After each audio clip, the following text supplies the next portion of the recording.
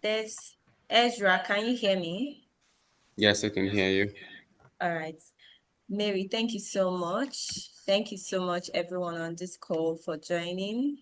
My name is Chamaka, and I welcome you all to today's Business Leadership Excellence program. It's actually one of its kind, and of course, I believe we are all happy to be here today because I'm also excited to be here today. We'll be having our speaker today, Mr. Olushola. He's the one that will be taking us today on the topic leading from within. Yeah, building emotional intelligence. And of course, we also have Mr. Ezra Simon, who is one of us and will be moderating today's session, which I believe they are already prepared for us. I believe Mr. Olushola has a lot in stock for us. So if you have your pen and paper, just bring it out and make sure to take enough write things down while the session is going on. And of course, there will be time for question and answer. You can actually raise up your hands or you can use the comment section. We'll give everybody, we'll give you that time to take your questions. The moderator will be taking care of that when the time comes.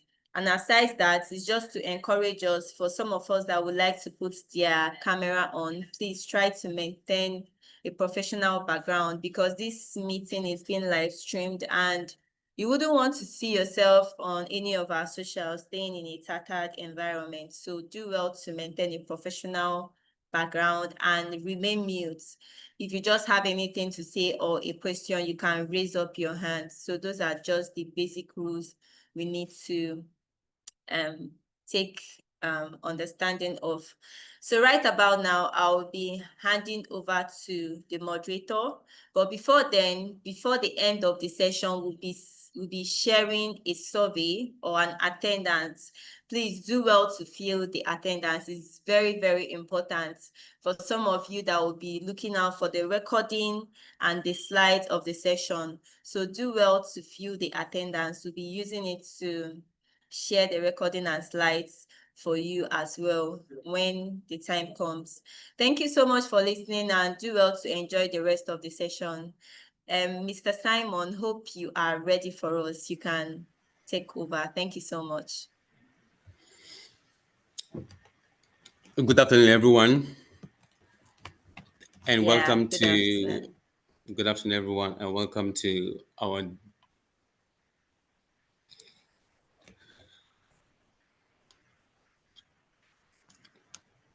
Can you hear me, please? Yes, we can. We can hear you, Simon. Yes, we can. Okay. Good afternoon, everyone, and welcome to our DGBS, the Business Leadership Excellence program, with the topic leading from within, building self-awareness, emotional intelligence, and leadership presence. My name is Dawud Ezra Simon, founder of the Flames Football Academy, and it's my pleasure to moderate today's event, which brings top personalities from prestigious industries to the Chanti Global Business School. I am so excited about the program today, and I hope you are as well. Yeah, and today we have our special guest, Mr. Olushola Adebayo, who will be speaking to us on the topic leading from within, building self-awareness, emotional intelligence, and leadership presence. I will start with his bio. With over 12 years of progressive experience in human resources, Shola is an accomplished HR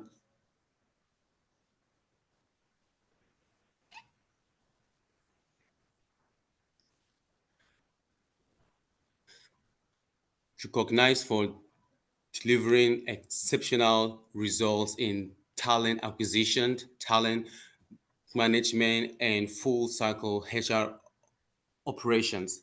His diverse portfolio includes successful engagements with both local and international businesses across key industries such as FMCG, information technology, banking and financial services, oil and gas, pharmaceuticals, construction, telecoms, manufacturing, healthcare, and most importantly, not-for-profits.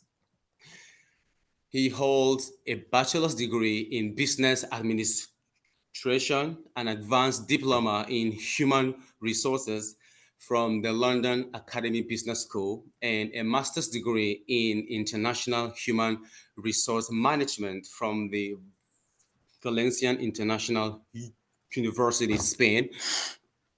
He is a full member of the Chartered Institute of Personnel Management of Nigeria and a certified senior talent management practitioner from the Talent Management Institute, Texas, USA. He brings a global perspective and strong professional foundation to any organization. He has been described by colleagues and clients as quite hands-on, innovative, and resourceful. His career journey spans HR management consulting, IT, manufacturing, and giving him a well-rounded perspective and hands-on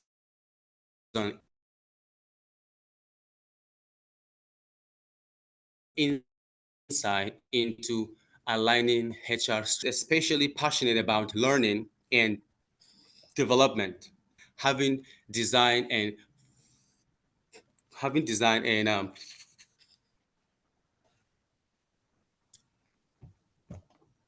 for corporate clients.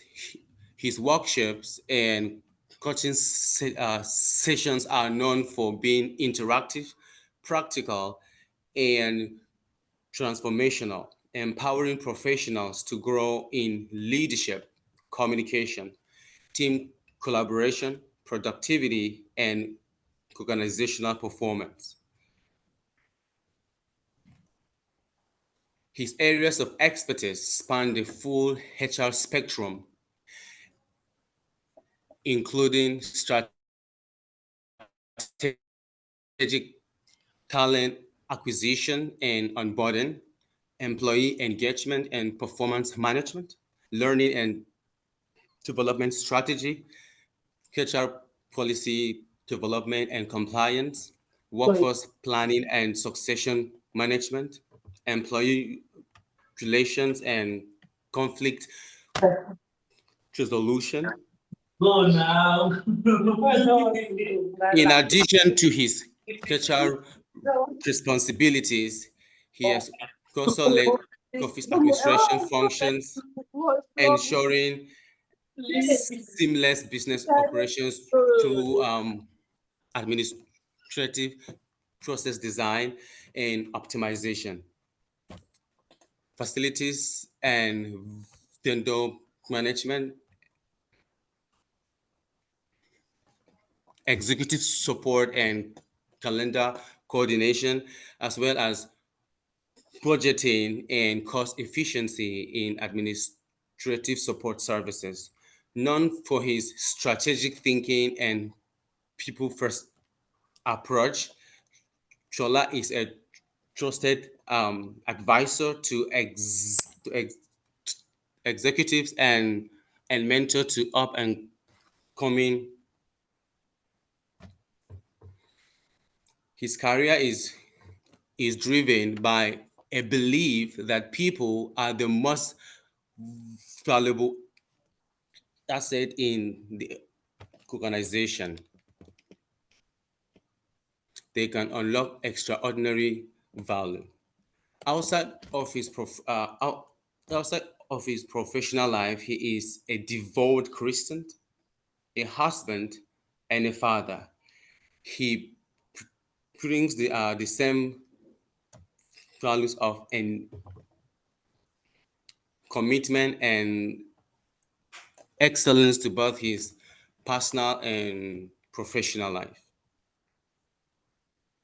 We are to this. I welcome our prestigious speaker to please take the floor. So,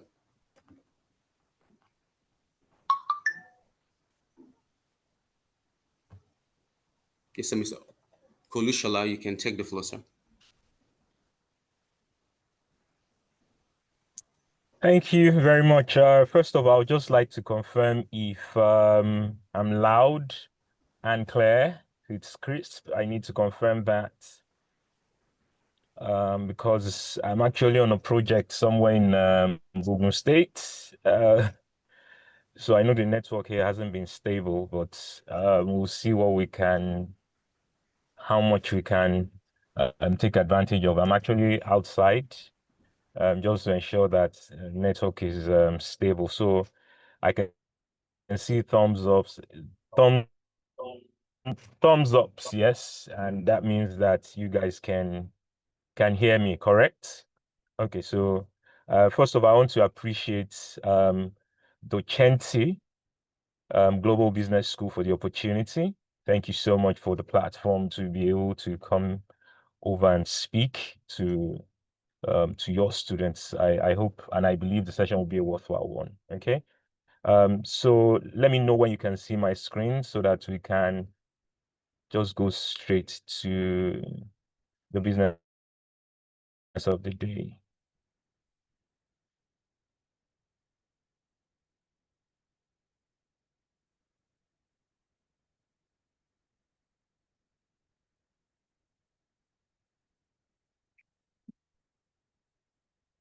So I need to know that you can see my screen. Yes, we can, sir. Okay. Thank you very much. So once again, appreciations to Docenti. I was speaking on the topic leading from within, building self-awareness, emotional intelligence, and of course, leadership presence. Okay. And the objectives that I've charted for this particular session is to start off, talking about leadership, just an intro into leadership. Would also identify areas like, self-discovery that talks about personal strength, values, and leadership triggers. We'll see how emotional intelligence plugs into all of this. Okay. And then there's this tool that I've been using for years now, a very simple tool, but most people don't know it exists. It's called the Johari window that helps to improve self-awareness. So we'll be touching that as well. And then hopefully at the end, we'll be able to take a couple of questions. Yes. So as I start out this afternoon, my question to us would be, how are we doing today? How are you feeling today? So I want you to use the reaction button on your page just to show me how it is you're feeling, Are you feeling excited? So there are emojis that you can use to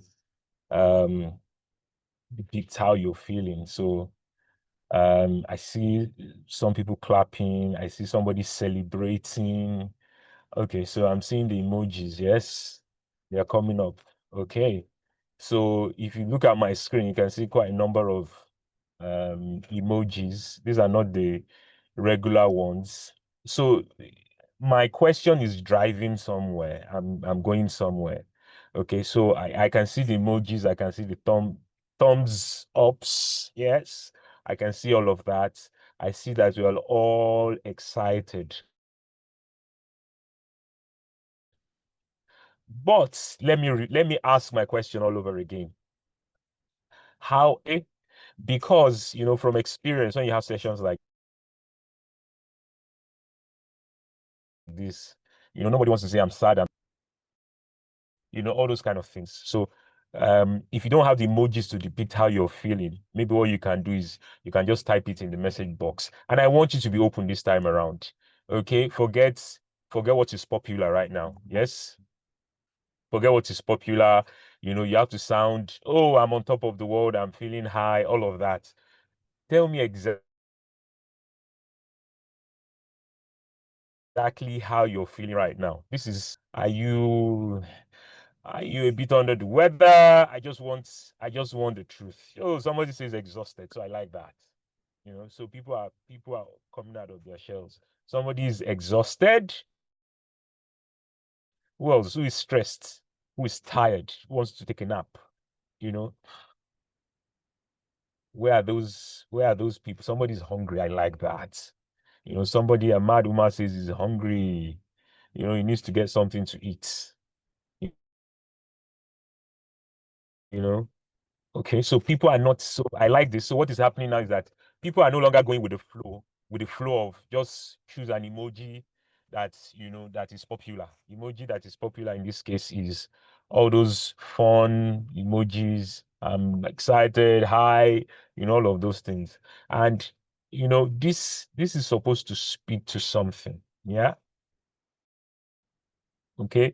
It's supposed to speak to something. And somebody is saying, I just did. That's Emmanuel Ayomide. These are just they, he or she's indifferent. Emmanuel, I presume is male, so he's probably just indifferent. He's just there. But so the reason for this particular short exercise is, sometimes when questions like this are asked, people tend to just follow the bandwagon. People just want to sound like what everybody else is sounding like. They are not true to themselves. Okay, so this happens, and people just act as if, I better not say it, I better not show it, I better just, join the flow. But in reality, because we're talking about leadership today, true leaders are self-aware, yes, and they are not afraid to admit how they're feeling per time. Okay, I know that, we live in a society that tells people to bottle up, that tells people to say, you know what, you have to have a certain kind of appearance. You have to appear in a certain way so that you can tick the boxes. You have to sound politically correct. You understand? But when it comes to leadership, leaders are people who are not afraid to talk about their feelings. They are not afraid to talk about their strength. They are not afraid to talk about their weaknesses so long as they've started to work on it. You understand? So that is one area of leadership where, from personal experience, I have seen that, people just have a way of masking their actual self. So what that does is that people don't tend to develop if you do not admit, or if you do not let people know your areas of struggle. It will be hard, because every now and then, you go on social media, everybody just wants to feign success, wants to feign, I have this level of intelligence, I'm at this level. Nobody wants to show you, their areas of struggle, where they're struggling. And, our society, for instance, is one that is, we know it is heavy on patriarchy. Yes. And the society will tell you that, for instance, men are not supposed to cry. Okay. Men, if they see a man weeping outside, they feel, oh, this is a weak man. This person is not even strong enough. You understand? And I was at an event a couple of weeks back where a popular celebrity who happens to be a sportscaster was speaking. And he said, he's somebody who lets it out every now and then. He likes to let it out, because society is saying men should not cry, but society is okay with men dying of depression, men dying of guilt and despair. When people die, they just say, oh, this one is gone, But in reality, those men have suffered for years. They'll say, oh, you're not a woman now, you're not supposed to complain. Just live with it, just handle it. You understand? So true leaders are supposed to be people who say it as it is. So you are not afraid to become vulnerable, because in your vulnerability, you will find strength.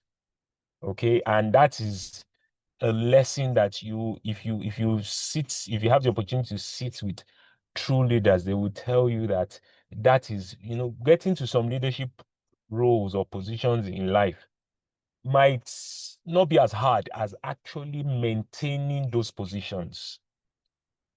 So when you're at those positions, there are times that you have to let people know some of the challenges, some of your struggles. You share them, so long as there's a proviso, so long as you know that you are not there. You are not, because as much as we want you to, I would advise that we share some of these shortcomings. It is also important that those areas would have been first identified. Of course, they've been identified. That's why you're speaking or sharing them, but you are also doing something about them. So leadership does not say, oh, you fold your arms and just allow things to be. As a leader, you must be ready for some form of change, because leaders are always open to learning and to change. So true leaders, which was why we started with those set of questions, or the question I asked and those set of emojis. Leaders are supposed to be people who are not afraid to admit their feelings at any point in time, so long as they can defend why they're feeling like that and what they're doing about it. So I just wanted to share that. So today we are talking about leading from within, and the first thing I would, highlight at this point is the fact that you cannot lead others if you have not led yourself. If you're at a point where you're struggling with life generally, where you're struggling with even identifying who you are, it is quite difficult for you at that point in time to lead. So leading from within is the ability to guide others by first mastering yourself. Mastering yourself. So many people who lead us today are not even self-aware. They don't even know who they are. Maybe they know, they mask it, they shroud it in some form of confusion and mystery, so people don't really know who they are, and they themselves, unfortunately, have not discovered who they are. Why do I behave the way I do? When did these habits form? The way I behave, is this right? Is it wrong? How do I treat people? How do I manage situations, tasks, assignments? So sometimes what happens, or most of the time what happens, is that we throw titles and positions, we throw them at people and believe that automatically people should just adjust. So you take somebody from a graduate trainee, for instance, and then you make that person, maybe, I've seen this happen, so it happens, maybe because of preferential treatment, because this person's got somebody in the organization who likes him or her, and then just take this person and say, you know what, I'm making you the team lead of this department. So we have a way of throwing titles like that. Now, what you need to understand is that just because that person is assuming that position, it doesn't mean that that person has what it takes to deliver. The person cannot drive that particular role just by assuming that title. I have a popular saying, this is my saying, that when you put a crown on a child, yes, the child can assume, the position of a king. Maybe the child is the next in line or whatever it is. But that crown on that child, yes, it will not bestow on him the wisdom to lead his clan. So the child can wear the crown. People can bow down and say, oh, he's the next king. The father is late. But this child is just a 15-year-old child. So that crown on top of his head makes him the king, but it does not give him the wisdom to be able to lead his clan or his society or his community. You understand? So sometimes this is what we experience in real life. People have positions, they have job titles, but they are not. So these are leadership positions, senior manager, all of those titles are thrown around. But these people have not attained in terms of know-how, in terms of skills, in terms of even experience. They are not there yet. But we feel that, oh, you know what, I want to keep this person. Let's just give her a title. Let's just give him one position. So when we lead from within, first, we must identify who we are. So some of us are in these positions right now. Have you identified who you are? Do you even know the kind of emotions that you emit per time? You know, can you, if somebody calls you and says, "What are your values?" on the spot, can you tell them what your values are? You know, can you tell them what drives your decision making? How do you make decisions? Are you sentimental? Do you just make decisions based on, a lot of people can, we are all political animals. A lot of people make decisions at times based on, the situation of things around in terms of, being politically correct. So they are not thinking of the long term. They are just, decisions they are making is just based on, okay, will this favor me at this time? Or do I need to make decisions so I don't get sacked? Do I need to, so they don't start. So sometimes people have these different positions, and unfortunately, they are not ripe for them. So leading from within tells you, you say to yourself, am I even ready? Am I ripe, for this particular position? So why leading from within, why it matters, I say here that, leadership is no longer about just the title. It's no longer about the position. It's not about competence and, of course, character.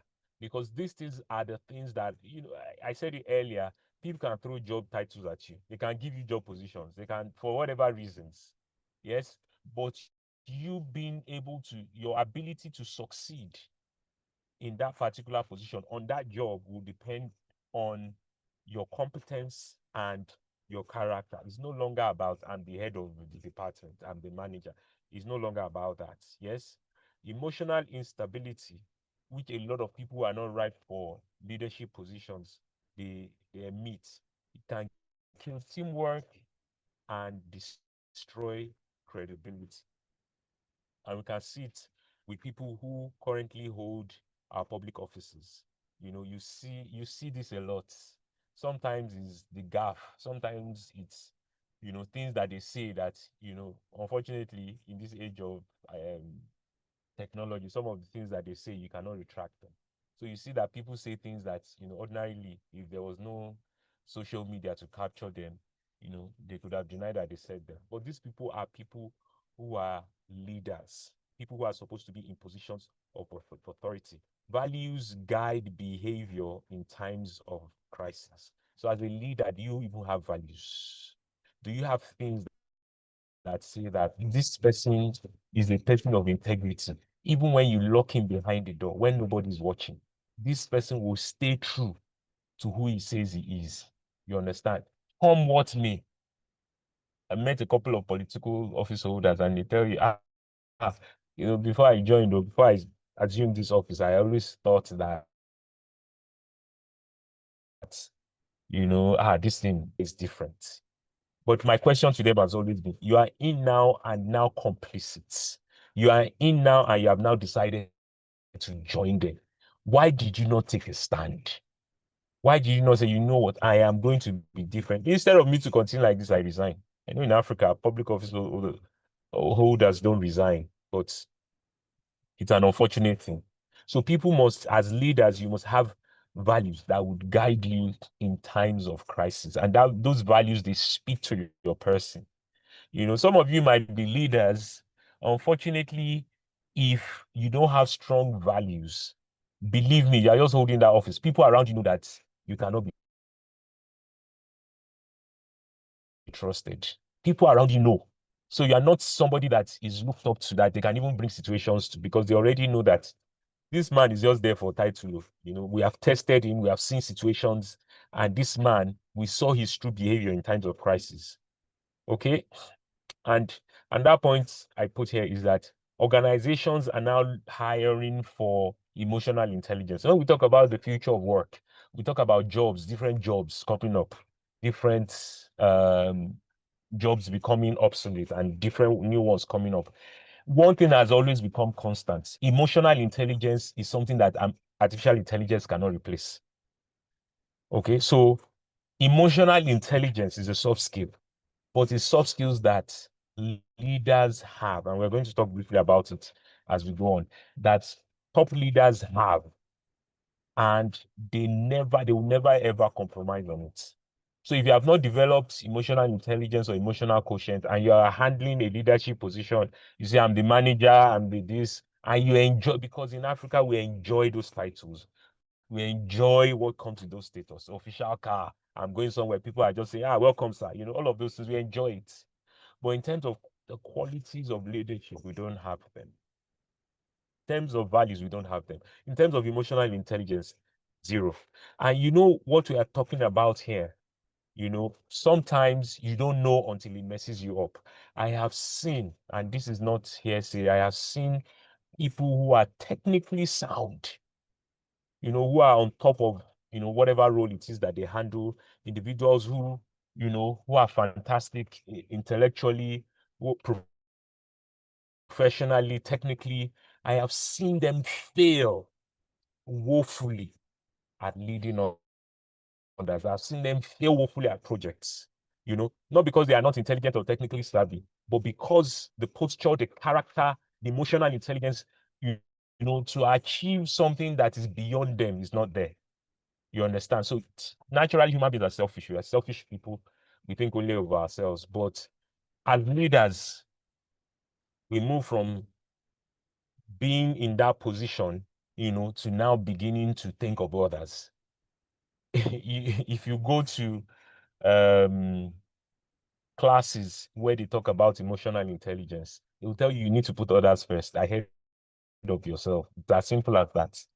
You understand? And you have to do it first, understanding yourself. As a leader, if you're in that position, it's no longer about you. The situation becomes more grand.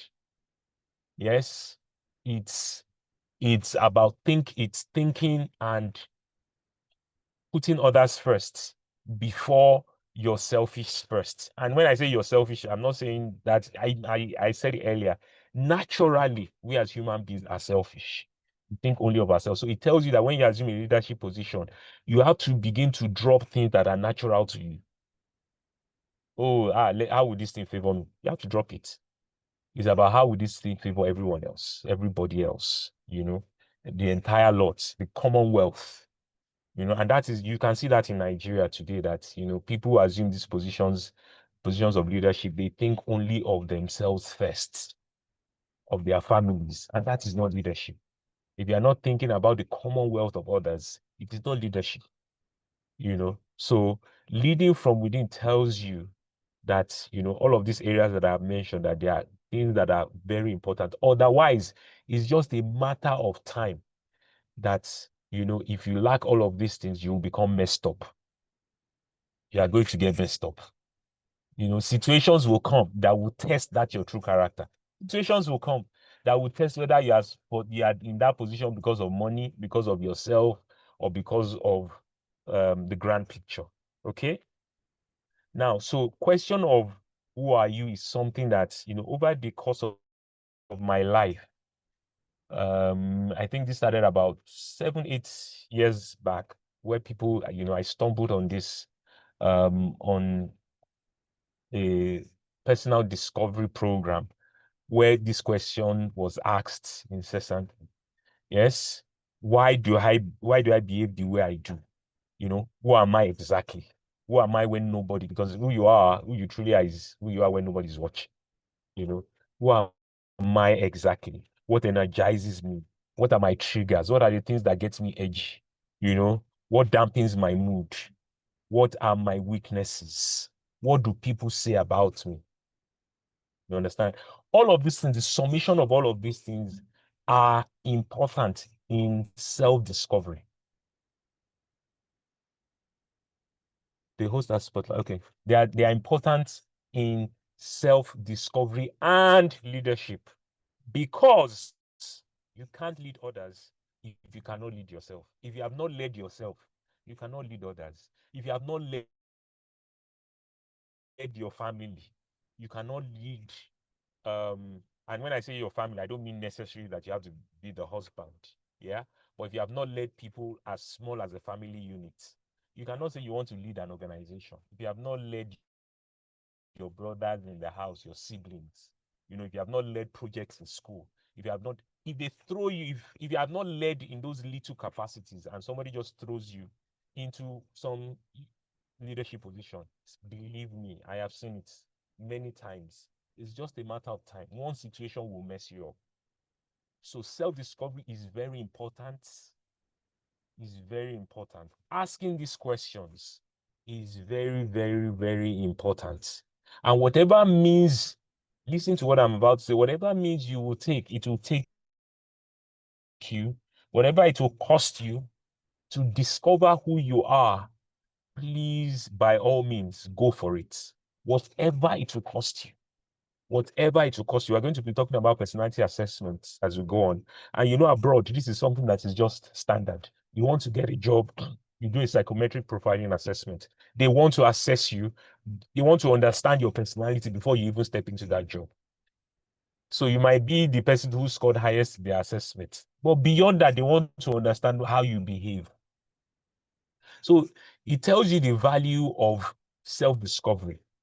Yes, even before we begin to talk about you being a leader, you need to understand who you are. And like I said, whatever it will cost you to find out who you are, please do for it. If from my little experience, Christians will tell you that, oh, you don't find out who you truly are. Maybe if you do not have a relationship with who they call the Holy Spirit. That is the Holy Spirit that helps you to begin to identify who you truly are, because he exposes your weaknesses and all of that. Even in Islam will talk about things about that relates to life, something called ibadah. They talk about it as well. That sets you on the pace, for you to begin to walk with Allah, for you begin to walk, on the journey of life and discover who you truly are, because you will not fulfill purpose if first you do not discover who you truly are. And other faith, they will tell you about meditation. They tell you about going to the mountains. They tell you all of these things talk about self-discovery. Self-discovery. It's that important. It's that valuable for every one of us before we begin.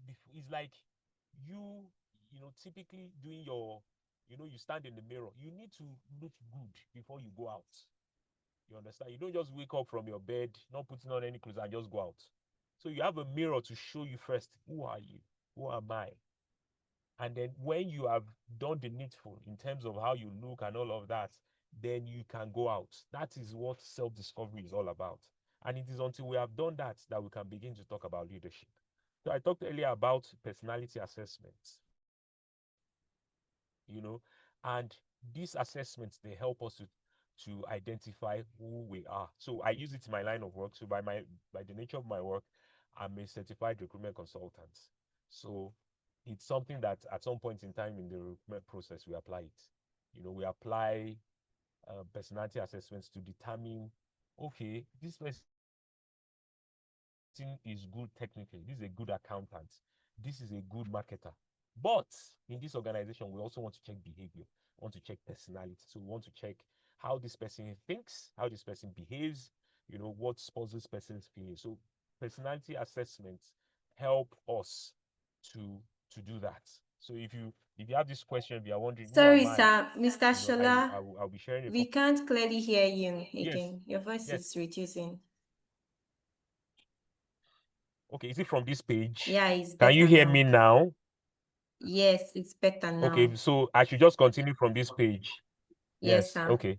I apologize for that. Sorry about that. It's like I said, I'm in a place called Ilushin in Ogun State. So network is a bit unstable here. So bear with me. So I was talking about personality assessments, that it is important that, this is something that we should all take at some point in time in our lives, if not now, honestly.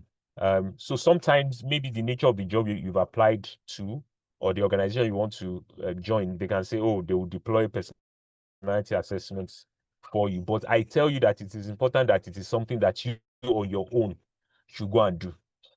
So after this class, I would encourage everybody to go and do some form of personality assessments. They are online, and you can take the free versions. At least they give you an idea so long as you're truthful. So they have a process. When you start off, they will be asking you a series of questions. So you have to say the truth. Nobody's going to be watching you. It's just you and your laptop or your phone. So they will ask you a series of questions. What you just have to do is to be truthful. At the end of the day, they do their computation and they come back to you to say, oh, this is your personality type. Okay, so we're going to be talking about a couple of them, especially the popular ones. But my point is this. If we talk about leadership, it is important that a leader, if you're a leader today, if you don't know your personality or you've not done this personality assessment, then honestly, you have not started. And this is what I also do in my own organization. I do this for my team. So I do this for every member that is on my team. So before you join my company, I would make sure, or before you join my team, not just my company, before you join my team, which is the people team, the people and talent management team, I would ensure that you do this assessment so that we will understand how you behave. You might be good at the job, but maybe you are somebody who is short-fused. You are somebody who does not like to take corrections. We want to understand your personality type before we engage you. So what are some of the benefits? They help you understand, your natural strengths. Personality assessments help you understand, your areas of strength. Are you people-oriented? Are you task-oriented? Most of us here don't even know that those two categories are the predominant styles that people have. So you'll notice that some people are task-oriented. What drives them in life is work. Just give them work. They will do it. It's all about work. So these people, when it comes to people, this category of people, they don't do so well. So in their relationships, they are not fantastic. They don't keep friends a lot, but give them work. That is what keeps them going. Some people are people-oriented, so they think of people before work. You give them work that is pressing, they will first of all think, this work that you've given me now, if I do it now, will it not affect somebody? So they are more people-centered or people-centric. So these assessments will help you to understand, that's who you truly are, and even help you understand people around you. So for instance, in my house, I know I'm the people-centered person, and my wife is the work-centered person. So we have learned that balance so that when she's focused more on work or doing chores in the house or saying, oh, she needs to send an email to work, all of those things, I understand that it's her personality and I cannot force her to change. To say, oh, have you thought about the kids first? Maybe you should talk about, have you taken? So I understand there has to be a balance. So understanding personality assessments would also help you to not just understand yourself in this area, but even understand the behavior of others. Okay.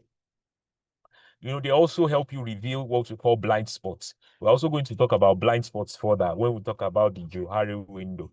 So that most of the time, if not all the time, we all have blind spots, but we don't know it. We have blind spots, and the only way you can know blind spots about you is when somebody talks about it. So you don't naturally know it. You can know a few things about yourself, but you don't know that you have blind spots. So sometimes, you are talking and you shut people down. You say, oh, the way you talk, it shuts other people down. You might not know it. So it's until you get feedback from people that they will say, oh, sometimes you are somebody who overthinks. Sometimes you might be somebody who ignores others. You are somebody who doesn't keep to time. You might not know these things and just be living your life. So those areas are blind spots. So those areas are blind spots that you are not aware of until somebody tells you about them. So which is why when we talk about the Johari window, it is important that you also take feedback. You take it in, because sometimes your blind spot is something that somebody is telling you, but they are saying, oh, this person is complaining about my character because he's jealous. He's only jealous of me. That's why he's saying I don't pay attention to details. It's because I am wealthier than him. It's because he wants to take my position. So when we talk about blind spots, personality assessments also help us to see that particular area. They improve emotional intelligence. That is knowing our triggers, how to also work on the 5 pillars of emotional intelligence, which we'll also talk about later on. They guide career decisions. So once you understand your personality type, you can, because even most of all these personality types, they even advise you on the kind of jobs you can do. Because this your results, you are more choleric. So this nature of work would suit you better. You know, if it's this personality profiling you take, it to tell you, oh, you're a D person, you're an S person, you're a C person. So these are the kind of jobs that fit your personality types. But we'll get into that. Then they enhance teamwork and collaboration. So it helps you to understand not just yourself, this personality assessment, but they also help you to understand, others. Why is this person behaving this way? So that you don't just begin to hate on people. You don't just begin to complain about people and say, this person is just so unserious. If you understand his or her personality type, then you can tailor the work to give him what suits his or her kind of personality. Okay. So in terms of application, I've said here, number one, take one standard test. Go online. These tests are available. Take one. Look at the results and look for patterns. Patterns that speak to your strength, your weaknesses, your type of preferred work style, what motivates you. Look for those things and align. Most of the time when you are reading them, when you have truthfully answered the system, truthfully from experience, when you are reading the results, it's as if, when you watch Nigerian movies, when you watch Nollywood, how people go and say, oh, I want to ask about my life. And they go to one local priest and the priest is telling them about their life. You know how they open their mouth and they're like, how did this person know about me? That is the way this personality assessments work, because they are able to identify, your areas of strength. They tell you how you behave, and then you can resonate and you can say, oh, okay, that's true. How is this thing? It's just like tarot reading. Or the ones that talk about I don't know what it just skipped my mind now, that talks about our stars. I don't believe in that. The horoscope, yes. You know how you read it and then sometimes you just say, this is exactly what I'm reading. Is just that's the way personality assessments work. Then you compare your self-view with others' experiences. Okay. Others' experiences mean, in this case, what others have said about you, the kind of feedback you have received from people. Believe me, feedback is very, very, very, very important. Don't neglect, no matter how bad it is, allow it, take it. Even if you don't want to take it at that moment, take part of it, go home, and then go and reflect on it, because there's always an element of truth one way or the other. Even if the person doesn't like you, there's some element of truth things that you can adjust. Okay, then number 4 step here is to set personal goals. Use your results to answer questions around what should I improve on.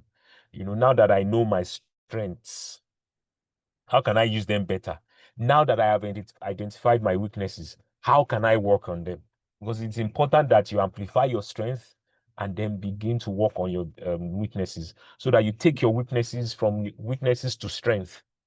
You understand? So for instance, I know many years ago, I used to have a challenge with, so I'm not giving to figures, math. I used to struggle with that. But I realized that by virtue of my position, I needed to know finance and all of that. So I needed to develop myself in that area. So I told myself, see, you're struggling in this area. It's an area of weakness you have.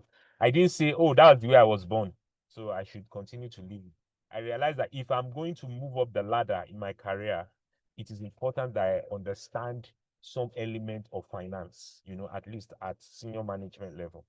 And number 5, I say apply your insights in real leadership situations. Examples: if you are somebody who's introverted, don't say, oh, I'm introverted, I don't talk, I just keep to myself. Practice speaking up intentionally. If you are somebody who is detail oriented, that is somebody who wants to cross his T's and dot his I's, that is not really good for planning, because what that means is that you are good at execution but you are not good at planning. So if you are somebody like that, volunteer for planning roles. So once you identify your areas of weaknesses, try to intentionally put yourself on the spot. The way to beat your fear is to confront it.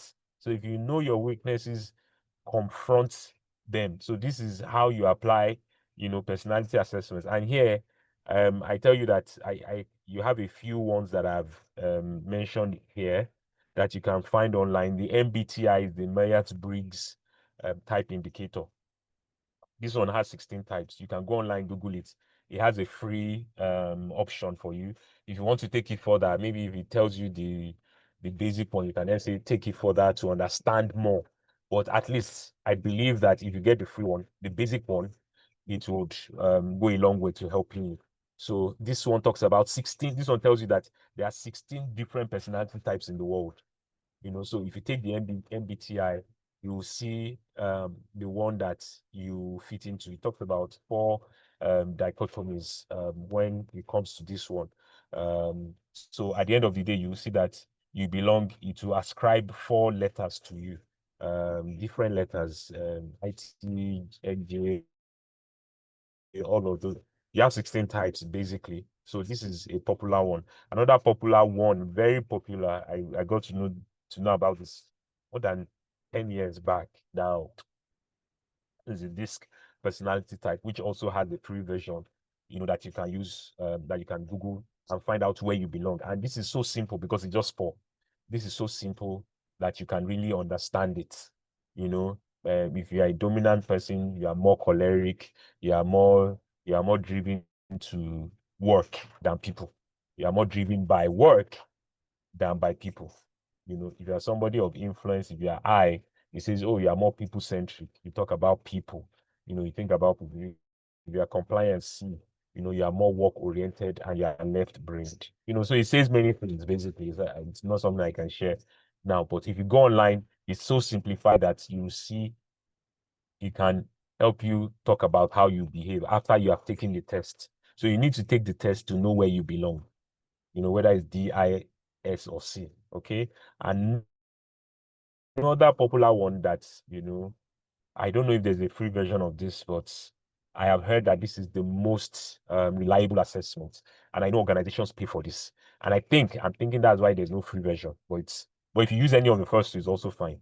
So it's the one we call the Big 5 personality test, the Ocean type. They call it the Ocean, based on the 5 areas, that it talks about. It measures things like openness, conscientiousness, extroversion, agreeableness, neuroticism. So these areas, basically, when you take it again, they simplify your answer. So forget all the grammar I'm speaking now. It basically simplifies your answers to tell you that this is your personality. This is your personality type. This is how you behave. So it helps you. And when you take it, from my personal experience, after I've taken this for years, severally, because so I take it every now and then. Not that maybe not every year, maybe twice a year. The following year I take it again, because you know why? Based on, I want to check whether I've improved on, I still have, because your personality types can change based on the areas that you're working on. So let's move fast to the Johari window.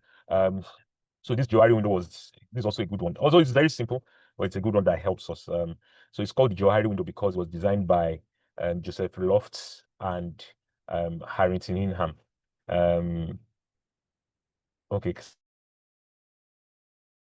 So can somebody just unmute and tell me why it's called the Johari window from what I just said, if you're paying attention? Any idea? Just unmute.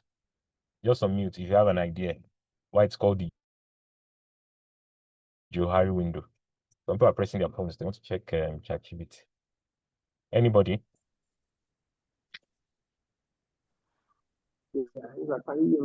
Anybody? I just wanted somebody to Yes, sir. speak. Can you hear Yes, me? Abdul Malik, I can hear you. I can hear you. Please go ahead. Okay.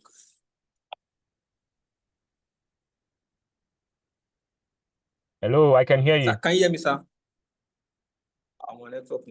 I can hear you. I can hear you. Can we all hear me? Is it me?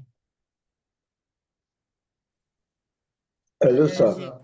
We can hear you, sir. We can hear you clearly. We can hear you. Yes. Okay, you can. Okay. I don't know why Abdul Malik couldn't hear. Okay, so but let's move on. So it's called the Johari window, and it's just J-O from Joseph and the H-A-R-I from Harrington. It's just that I just wanted somebody to quickly figure that out. So that's why it's called the Johari window. But basically, what does the Johari window talk about? So the Johari window talks about, you know, 4 quadrants, 4 areas of our lives. Okay, it talks about 4 areas of our lives. And, you know, all of these things that we are talking about today, they can be plugged and played in any area of our lives. You can apply them to just about any area of your life. So when we talk about this Johari window that talks about the 4 quadrants, it talks about the open window, there's the hidden window, there's the blind window, and there is the unknown window. Okay, so it talks about all these 4 areas. So what are these 4 areas? Let's talk about the open window. So the open window is an area of your life, of my life, that is known to you, and it is also known to others. Okay, so there are some things about you that you, of course, obviously, you know things about yourself, yes, but people are also aware of these things. So for instance, people know that you are good at making presentations, and you yourself, you know that it's your area of strength. You understand? So it's something that is open to people. People know, for instance, that you are friendly and approachable. People know that you are calm under pressure. So people know things about you.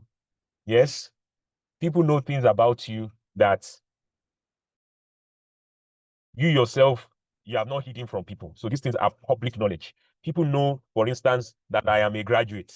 People know that I do recruitment. People know that I'm the head of HR. So there are some areas in our lives that are like that. Okay. Now we go to, which one should I pick next? Let me pick hidden. So, okay, let me pick blind based on the way I put this thing here. So let me put blind. So now, there are blind areas to every one of us here today.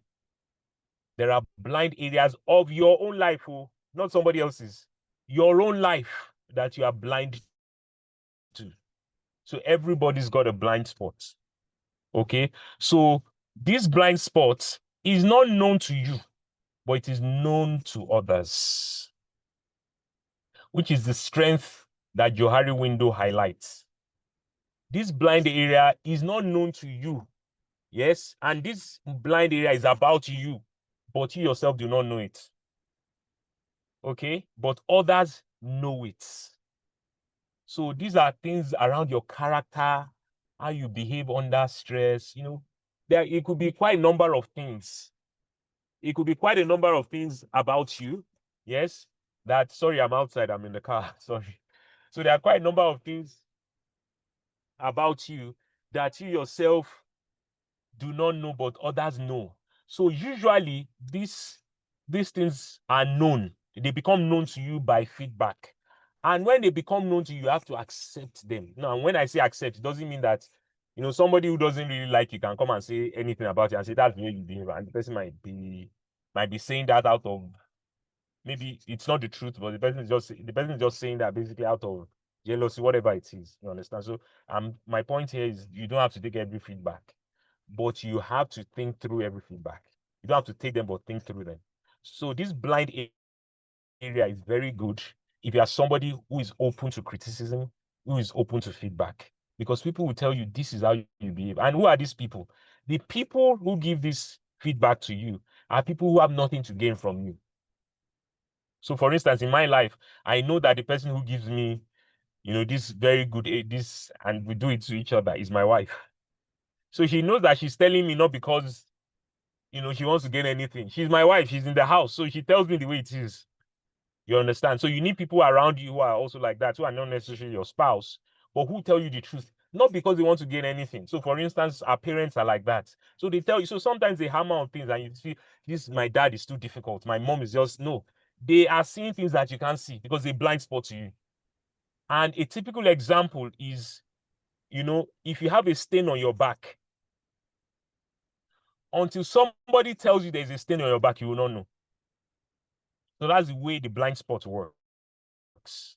So there are areas of our lives that you don't know, characters that you exhibit that you yourself don't know, until maybe somebody starts to tell you that, you know, you need to be open for people to tell you about them, so that when they tell, so for instance, and this is me being open here, honestly, my wife used to tell me that, oh, I get angry over little things. So she used to tell me a while back, oh, you get angry over these little things. And honestly, I used to feel that, oh, it was just, she was the one who was not paying attention to me or understanding my personality.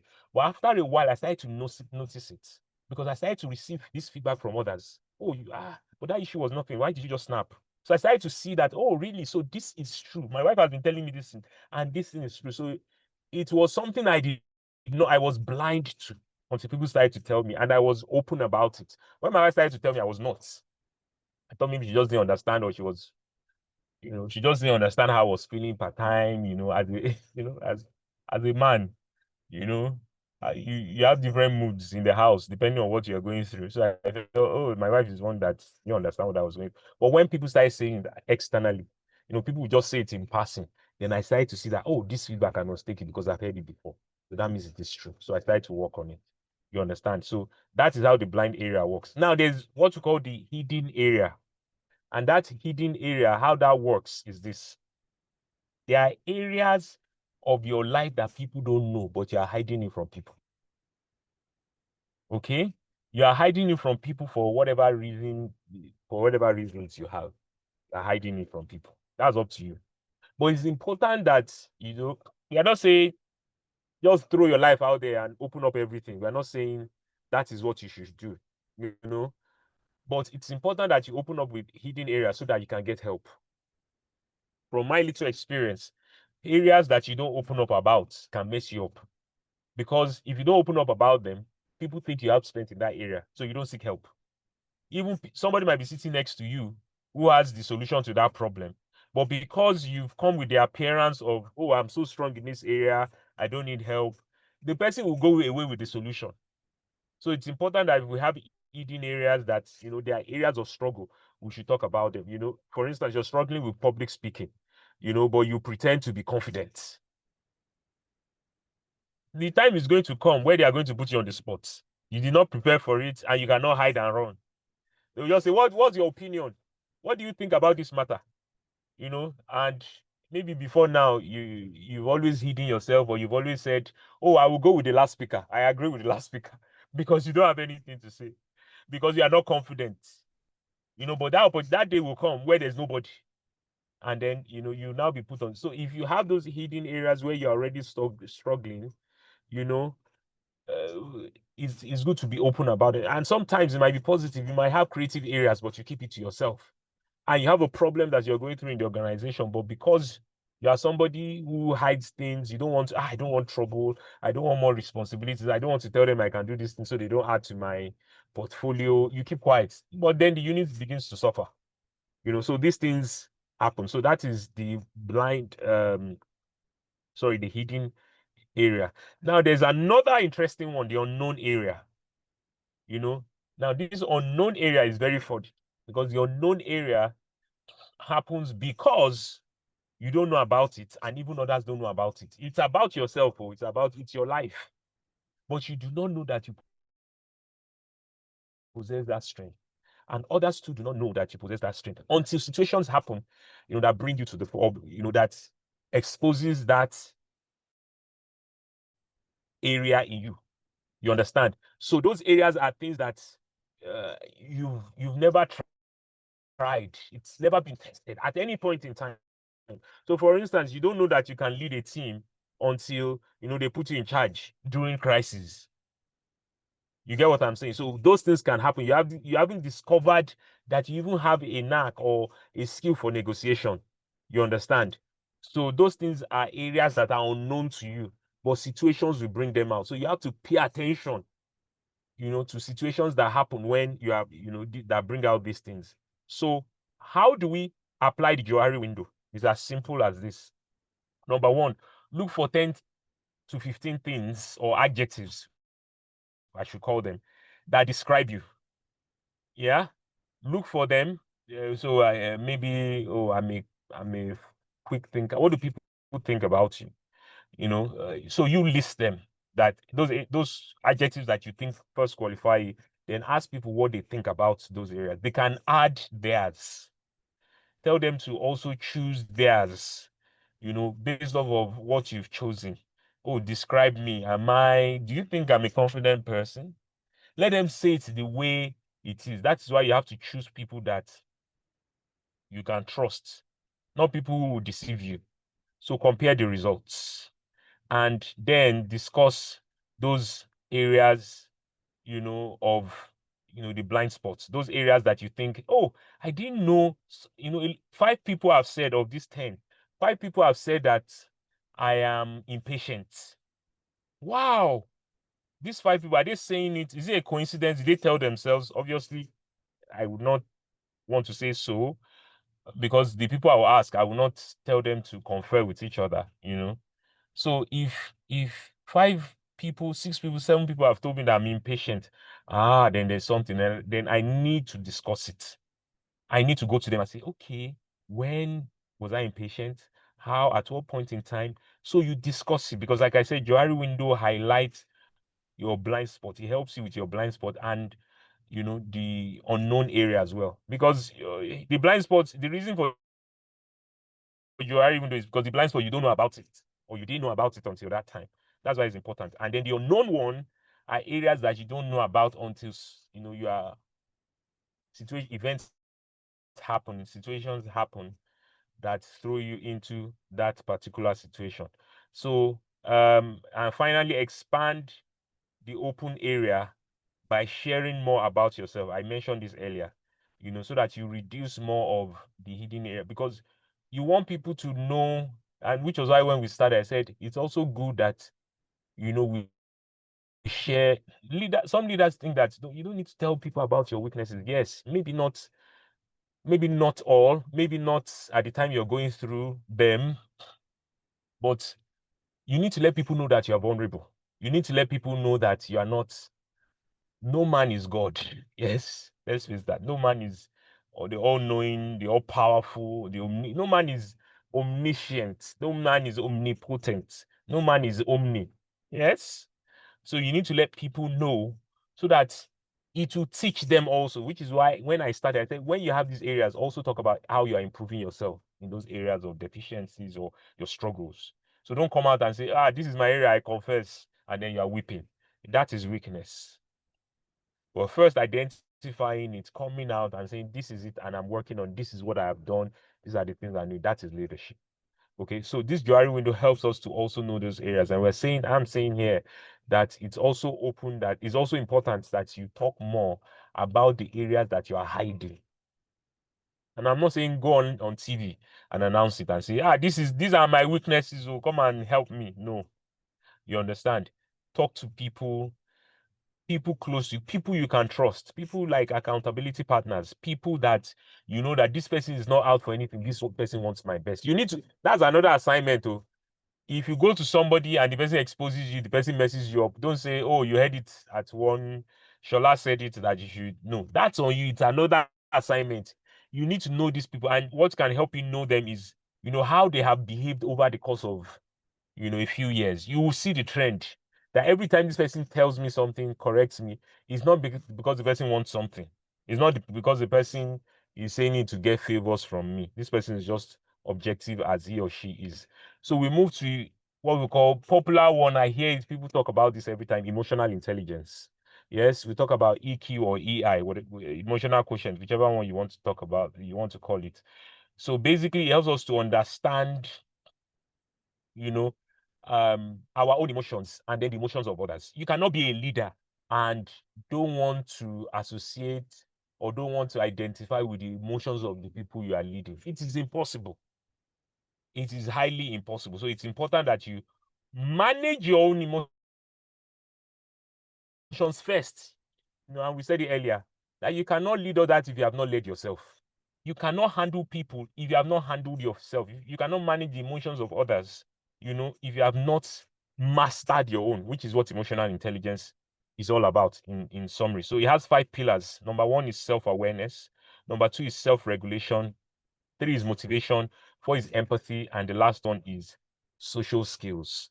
Okay. So number one, when we talk about self-awareness, what does self-awareness talk about? Or what does it speak to? Self-awareness is just saying that I am aware of my weaknesses and strengths, period. I am aware of my weaknesses and strengths. And let me just digress a bit. Because I said it earlier, because of the nature of my work, I conduct interviews and all of that. And then during interviews, you ask people and you say, oh, what are your strengths? And they begin to reel out their strengths. But when you say, what are your weaknesses? I have heard it too many times where people say, I don't think I have a weakness. You have failed that interview. The moment you say, I don't have a weakness, you have failed that particular interview. Unless if the interviewer is looking at other parameters. But you should have a weakness. And it's not in a bad way. I'm not saying this in a bad way. Yes, you should have areas. At every point in time, every human being is working on something. Areas of weaknesses that they are trying to improve on. So it's important that before you go for an interview, have an area of weakness that is related to the job that you want to say, oh, I'm working on this. But ensure that area of weakness is not so entirely bad that they will say, oh, because of this area of weakness, you might lose the job. So you have to also apply some level of wisdom. So for instance, let me give an example. I mentioned it earlier. I said I used to struggle with figures. So if I go to an interview and they say, do you have an area of weakness? I'll mention it. Naturally, I am right-brained. So it means that I am not given to figures. It's my nature and I cannot cheat. But what have I done? I'll let the interviewer know that in the last 5-6 years, I've taken a number of courses. Finance for non-finance managers, I've taken it. I've taken a number of programs that intentionally throw me and put me in the mix of figures. The reason is because I want to force myself to at least be at a level. You understand? So when I share this with an interviewer, the interviewer knows that, number one, I have been open about the weakness and I've been doing something about it. You understand? So right now I can sit comfortably and look at figures for payroll. I can work with Excel. At least I'm at an intermediate level now. So it means that I have brushed up, I have worked on this particular weakness. So we need to mute somebody. So that is what self-awareness talks about. I know my areas of strength and I know my weaknesses. Number 2 talks about self-regulation. Self-regulation now means that when I already know, number 1, which is I am aware of myself, then it means that I can regulate myself. So for instance, self-awareness number 1 tells me about what makes me angry. I don't like when I'm talking, somebody rudely interjects me. I get angry. So that is self-awareness. I am already aware of that. Self-regulation will now tell me that if I'm in a meeting and people don't know me as I'm talking, maybe I'm meeting people for the first time, maybe on this platform, for instance, and somebody interjects rudely, I should not get offended. That is self-regulation. Do you know why I should not get offended? Despite the fact that it's my trigger that when somebody interjects me rudely, I get offended. This person does not know. This person might not even, it might be a blind spot to this person. So as a leader, I don't act immediately there and say, oh, next time you don't talk when I'm talking. Next time you don't really interrupt. You don't have to do that. You have, which is what self-regulation talks about, which is the second pillar. It says that I am aware of myself and then I can regulate myself based on my areas of strength and weakness. I already know how to manage the things that make me angry, the things that make, that amplify my strength so that I don't become overconfident and proud. So self-regulation helps me to regulate my weaknesses and my strengths. Motivation is the third one. Motivation speaks to this, that when I am struggling based on my self-awareness and self-regulation, I can motivate myself and I can motivate others. You understand? So life happens to all of us, okay? So there are times that despite your emotional intelligence, things happen to you that, they overwhelm you. There are many things that can overwhelm human beings, many, yeah? So at that point in time, you need to dig deep with it to find something that will motivate you or motivate whoever is going through it. For instance, you have to fire people. You are the head of HR and you have to let people go in your organization. And you know that letting people go is not their fault. The organization wants to cut down. Maybe the organization is not doing well anymore and needs to let people. And part of these people you are letting go, some of them that are being asked, falling under the axe, there are people that are good, that know their jobs, and how do you go to them to tell them, sorry, the organization does not need you anymore, and just tell them to go? You need to be able to motivate them beyond just telling them we don't need your services anymore. You understand? You need to go further than just giving them the news. That is where motivation comes in. You need to understand how to motivate not just yourself, but even others. And that is a fallout of what is another pillar, which is empathy. You understand? Sympathy is when you feel for somebody from afar. You say, oh, I'm sorry for your situation. I can see you're struggling. I feel sympathy for you. Empathy takes it beyond just standing from afar and waving at the person and saying, oh, so sorry for your situation. Empathy means that you go to the person beyond just, and then you do something about that situation. So you empathize. You give words of encouragement, which is why I say motivation is a fallout of empathy. So, which are both pillars of emotional intelligence. So you go to the person to say, see, you have just lost your job. You know what? Part of what I'm going to do now that you've lost your job, till you get another job, or maybe the next 3 months, I will sacrifice 10,000 naira out of my own salary just to support something. It is a level for, beyond you just saying, I'm sorry, please take your letter, you have to go. It's not my decision, it's management. Do you understand what I'm saying? So that is where empathy comes in. Sometimes empathy is not just about even doing anything physically. It's about sometimes the words that you speak, how you put it down, how you package what it is that you're saying. Okay. Then finally, social skills. So social skills is your ability to use different skills per time. Whether it's how you communicate, how you negotiate. There are different areas of social skills. How you handle conflicts. So it's important that you also understand that all these pillars are very important if you are going to be a leader. If you are a leader and you are not playing in any, or you are playing in two, and you say, but at least I do two, at least I do. If you are not playing all these 5, it's just a matter of time. You can have that leadership position, and getting there, I said it at the beginning of this session, getting there is not a problem. Is you sustaining it, that position. Sustaining it for the long haul, very important, which is why emotional intelligence is very critical to leadership. Looking at other tools, I put here SWOT analysis. We apply SWOT to our businesses. You apply SWOT to our businesses. In my organization, every year when we are doing our retreat, we do SWOT analysis. But you can also apply this to your life as a leader.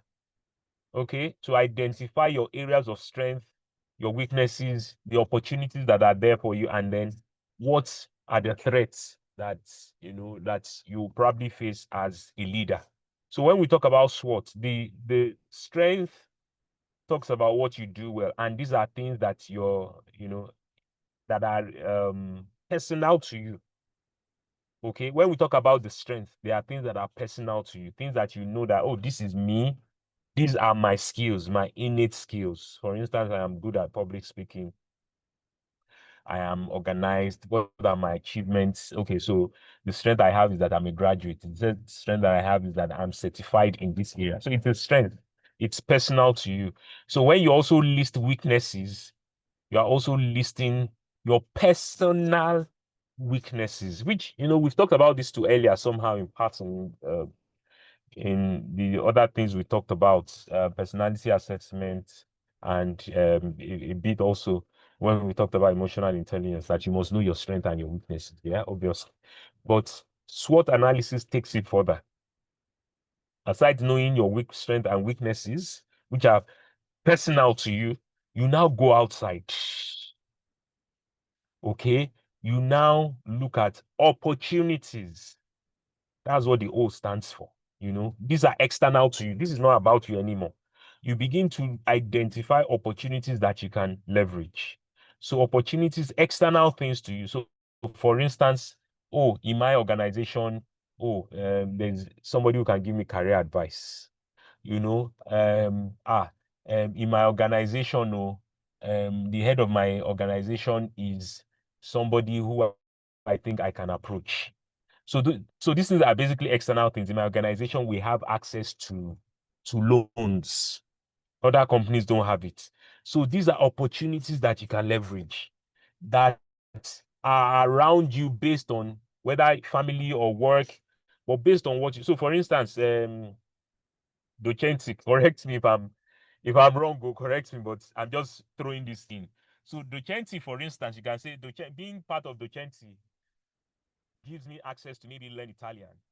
Okay, so I can speak a bit of Italian because it's maybe affiliated to an Italian school or something, or it gives me an avenue to maybe travel to Italy one day, go and see wherever it is, Rome, whatever it is, so it's an opportunity that is external that comes. So there are several opportunities around you now that it is possible that you're not even taking advantage of them, but they are there. You understand? Then when we now talk about threats, these are also external. These are not personal to you. These are also external. So for instance, maybe what you studied in school is a threat because maybe it's becoming obsolete. AI is taking it over. You understand? There are some jobs now that AI is taking over. Now in the next 5 years, 2030, so I'm sorry to say, those jobs will not be relevant anymore. You know how our dads, used to drive yellow taxis in Lagos, and now yellow taxis are no longer there. And unfortunately, for people in my dad's generation, they don't like IT. Even the small phones you give them, they struggle to. If you give them Android phone, they say just give me the one where I can dial, the way I can just dial numbers. They don't want to do Android, so they can, most, if not all of them, they even want to do Uber. They don't know how to. So that means that it's a threat they didn't see. They did not manage. They didn't see it as a threat at the time. They just thought that once I do drive my cab, and I know back in those days, if you flag down a cab to take you, those yellow cabs to take you somewhere, you can, and the journey is supposed to be like 20 minutes. You first of all haggle over price for 5 minutes or 10 minutes. I'll pay this. No, you pay that. But look at what technology has done now. Sorry, So sir. Mr. Olushola, your voice has gone down again. Again? Okay. Yes. How about now? Yeah, it's better Is now. it better? Okay. Yes. Okay. Sorry about that. Apologies again. So SWOT analysis is what we are talking about here. And I'm saying basically that you can apply it to your personal life as a leader as well, not just to your business. Apply it to your personal life. Go and look at your internal strength, your internal weaknesses, external opportunities around you, and also external threats. That can help you plan your life for the next 5 years. Looking at SWOT, doing a SWOT analysis of your life right now. What opportunities are around me based on where I work, based on where I live, based on, where I school? What opportunities are there? You're taking your master's program or your postgraduate program right now with Docenti. It's what opportunities come with this. Are there threats attached to it? Which I don't think so. But are there opportunities, that I can leverage? Can I use this for promotion in my organization? So these are things that we need to look at as leaders, when it comes to SWOT analysis. Then other tools like so I've mentioned SWOT analysis. Another one that I would want us to talk about is the one I call the emotional trigger journal. Yeah, so because as we've been saying from the beginning, you can be good technically, but you don't have social skills or you don't have soft skills, and that can rubbish your technical skills. You can be good at what you do, but if you do not have emotional intelligence, you don't have social skills, if you don't have all of those things, they can mess you up. You understand? So this trigger journal is something that helps a lot of people. And what does it do? So basically, it just helps you to note down and identify what triggers you, those trigger moments, those things that get you angry. I know from experience when you talk about this, you say, this is extra work, you're giving me extra work. But right now, there are even trigger journals that are apps. So there are apps that you can get online, that they're already on your phone. What you are just going to be doing is documenting what triggers, your stress, your anxiety, your anger. You begin to note all those things so that, you can also manage your life, and as a leader, once you identify what is making you to struggle, it means that the first step is cleared. You have identified it, then you can begin to work on it. Some of the things you struggle with is because you have not even accepted or identified them. You understand? Which is what some of these things we are talking about, what they help us to do. So how to use this, I said, so this is, and I can share this once we are done. I gave a suggestion here. I said for 7 days, write down situations that trigger strong emotions. Write them, and you can put them on the app. I know there are quite a number of apps. Just go on the Play Store and type this emotional journals, or just type daily journals, something like that, to give you some of these journals that you can use, because basically they are supposed to help you track, and help you begin to work on them. So for 7 days, I said, write down situations that trigger strong emotions, record what happened, how you felt, your immediate reaction, and what you could have done differently. So note that. Then identify repeating triggers. So what triggered this particular moment? Was this somebody in your office? And I can relate to this very much. There are people there are situations that trigger the same emotions in you every time. There are people that trigger the same emotions in you every time, even as a leader. Some people, you just see them and something to you just feels like, oof. You understand? So this journal will help you. So identify what triggers it. Sometimes, so for me, stressors like in Lagos, traffic is mad in Lagos.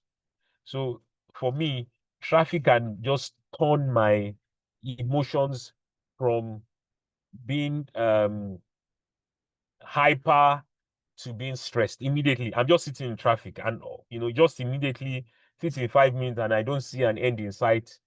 My emotions change immediately. My mood changes.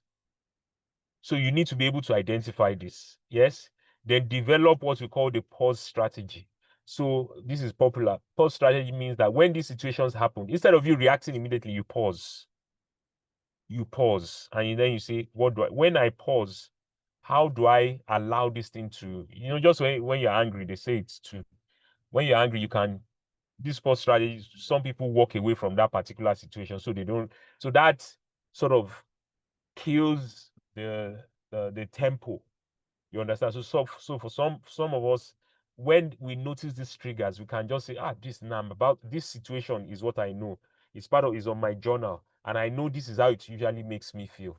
So I know I'm going to start to feel like that. You begin to talk to yourself, and then you say, okay, how do I counter this? Maybe I take some breath, 10 seconds of breathing, calm myself down, then I say, oh, I already know that this is the way it makes me to react. Now that I know, I'm going to choose intentionally to react differently. I'm not going to be angry. I know the situation typically makes me angry. It made me angry yesterday, made me angry last month, made me angry days before. But now that I've recorded this, it should make me angry, but I'm going to just allow just 5 seconds of breathing and tell myself, oh, I won't allow it. Okay, this person has done this thing again. Anytime this person does this thing, it makes me angry in the office. I need to tell this person and put him in his place. Excuse me, put him or her in his place. But because I've been doing a journaling of my triggers, instead of me to react that way, I will first of all pause and say, let me react differently. And this has worked for me. You know how I've been able to see the effect of this. When I'm stressed or angry, maybe I'm trying to respond to an email and I'm a bit edgy and all of that, and I type my mail. This has worked for me. I don't know how many people this has worked for, or they've noticed this. I have noticed it personally. When I type my mail, as I am about to send that mail, I will choose not to intentionally send it. I will stand up, move away from my laptop, I will go and do something else. Something that will take my mind away from that email, maybe for 5 minutes. 5 minutes or more, depending. Then when I come back, under a different mindset now, under my emotions, they are not so up anymore. If I read that mail, every time I have read that mail, I have always deleted something. I have always said, no, that's too harsh. Don't put it. Oh, no, thank God I didn't send it the first time. It has worked for me every single time. Because the moment, if I had done it that first time, when I was angry, when I was emotionally unstable, even psychologists are proving it. When you make decisions, when you are not emotionally balanced, you always make the wrong decision. There's always an element of wrong decision in your decision making because your emotions at that point in time, they are not stable. So imagine you as a leader. There are many decisions you make based on your emotions. If we don't have tools like this trigger journal to help us even identify these things. You understand what I'm saying? So let's move on. Other tools there's similar to that is a daily reflection diary. Just to map out some of the decisions you make daily. So steps to use. This one is also quite good. If you can do this every evening, I say spend 5 minutes at night or when you are done, for the day. Spend 5 minutes at night reflecting, 5 or more. It depends on you. And then answer just 3 questions. What went well today? What challenged me today? What will I do better tomorrow? So list these things. Okay? Document them weekly. So what you are documenting when you ask these questions is that you are documenting your wins, your challenges, and your progress. You see, when Black people, we don't like to put things down. When you write all of these things and you have a diary where you are putting this, and the diary doesn't have to be a paper. In this age and time, there are many of these apps online. Honestly, you'll be shocked at what you will find. But when you document them, you will see progress in not just your own personal life, in how you manage stress, but also how you make decisions. Because you are now more intentional. You now see, instead of me making that decision, I'll make it differently. Because now I am aware of myself. Yeah. So, and I say here, begin a 1% improvement habit. Sometimes you don't change. In fact, most times, even when you have identified, and this is me speaking, this is my own personal life, even when you identify some of those challenges, your weaknesses, you don't change overnight. The main thing is that you are making steps to work on them every single day. You are taking baby steps. One final tool I will share with us, which is also simple, is to get an accountability partner. This has worked for me in my area of faith. So have somebody who you trust, okay? Who you can share your goals with, and then agree for them to do what we call check-in. So, how far? Where are you? What did you struggle with this week? So let these people sort of be, or this person be sort of your mentor. But this person doesn't necessarily have to be your mentor. This person is just an accountability. But the person can be your mentor, but at the same time, you're accountable to this person. So when you mess up, this person will tell you, you just messed up. And when the person corrects you and you don't feel bad. So this is somebody you must trust with that. You understand? Somebody you can really, and when I talked about opening up your weaknesses earlier, and I said it's not to the public, but you can open up to your accountability partner because the person will not use it against you. You understand? So I mentioned here, do your regular check-ins, what you've achieved, what you struggled with, and next steps. Do this with your partner. Let your partner be somebody that over time you have seen that when this person talks to you, this person encourages you, this person shares honest feedback with you, and this person can give you pressure, but it's gentle. So it's not fire for fire pressure. Yeah, it's not the one that will, that makes you stressed. You understand? There are some people that, despite the fact that they are pressurizing you to do something, the way they are giving you that pressure is still manageable. It's not something that will make you probably want to, become go into any form of depression. Yeah. So all of this, forms what we call the leadership mindsets, all that we've been talking about.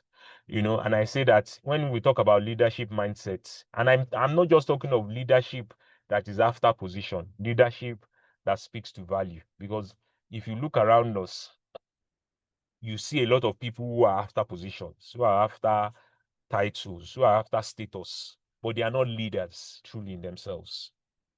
You understand? They are just after the position. They are just after what the position will give. But what we are talking about today, under this session, we are talking about leadership that speaks to value. You understand? Leadership that speaks to sustainability, longevity. Leadership, that writes its name in the print of sand. Yeah, that is for leadership by example. That's what we're talking about. So I say it holds values like integrity, honesty, empathy, courage, and accountability. These things, you cannot hide them. You cannot pretend to have them. Because if you are a leader and you don't have these things, it's just a matter of time. Situations will expose you. You understand? Then be accountable. You have to be accountable for your actions and those you lead. Be accountable for your actions and even those that you are leading.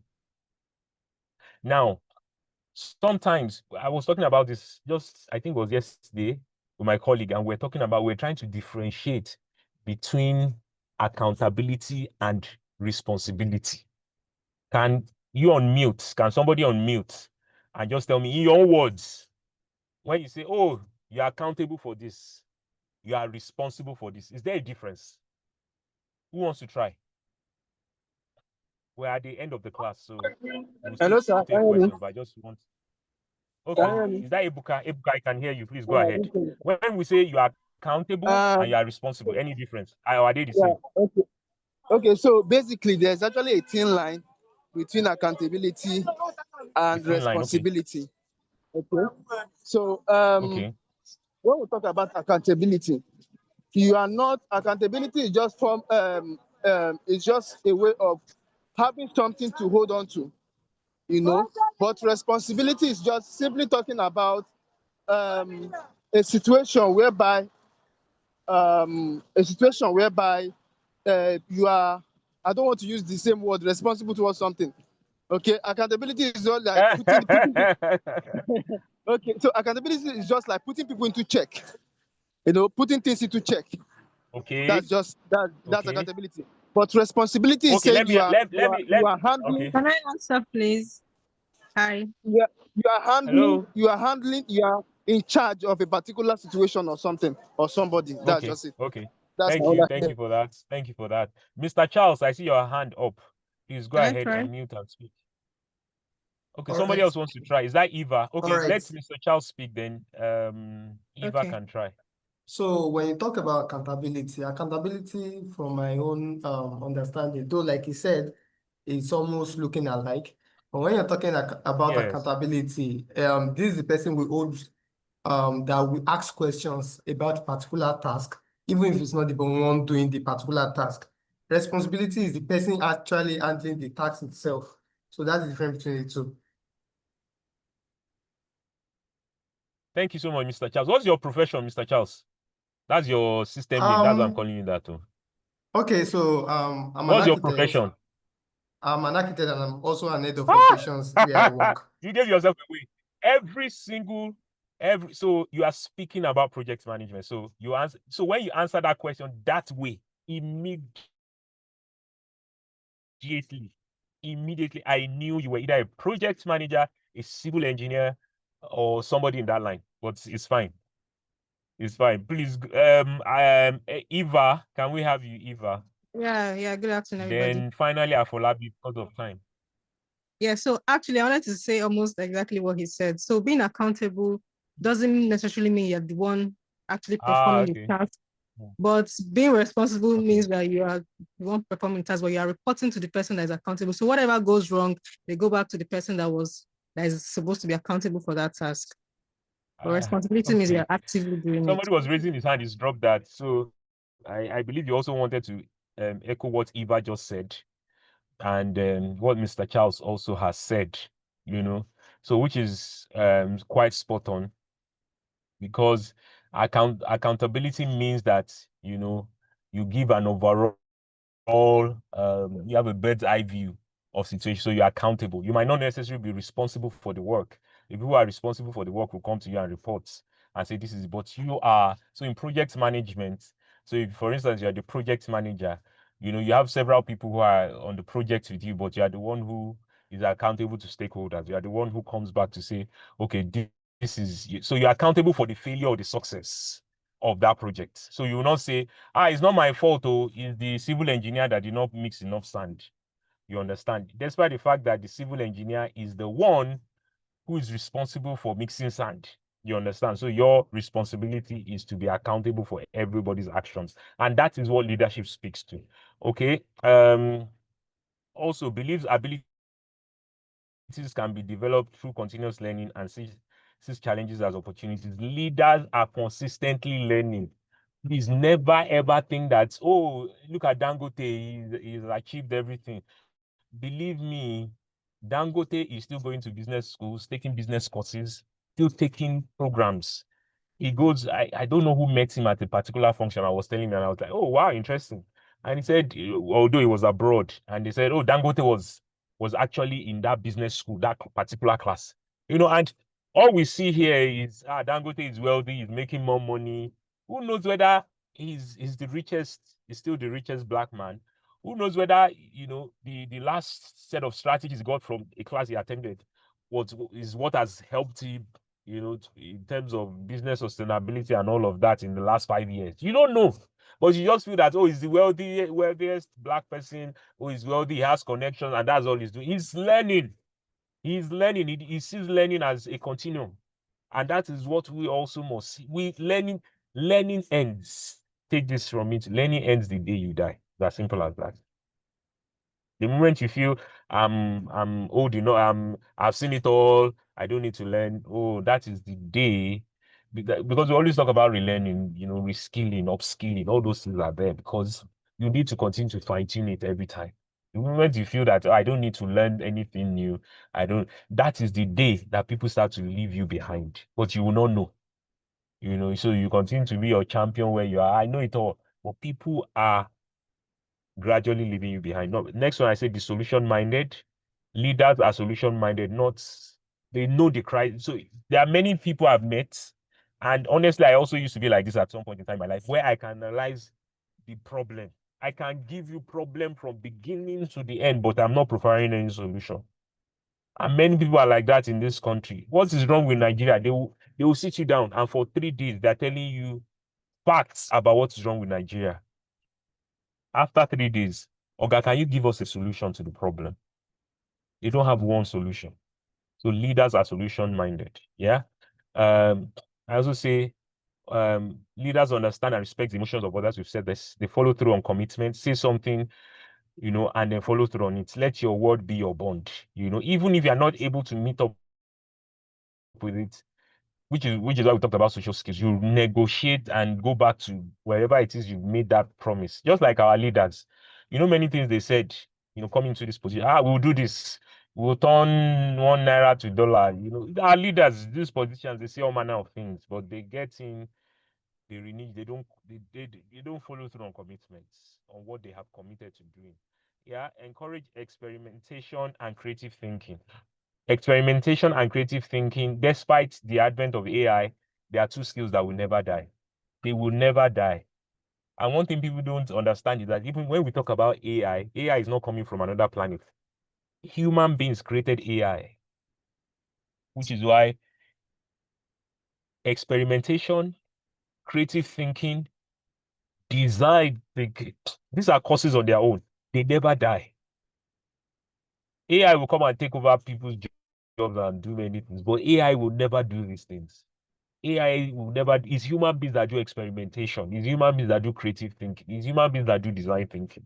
So as leaders, it's also important that we take this on. Yes, be transparent about progress and challenges. I mentioned this, not just your weak wins, talk about your challenges as well.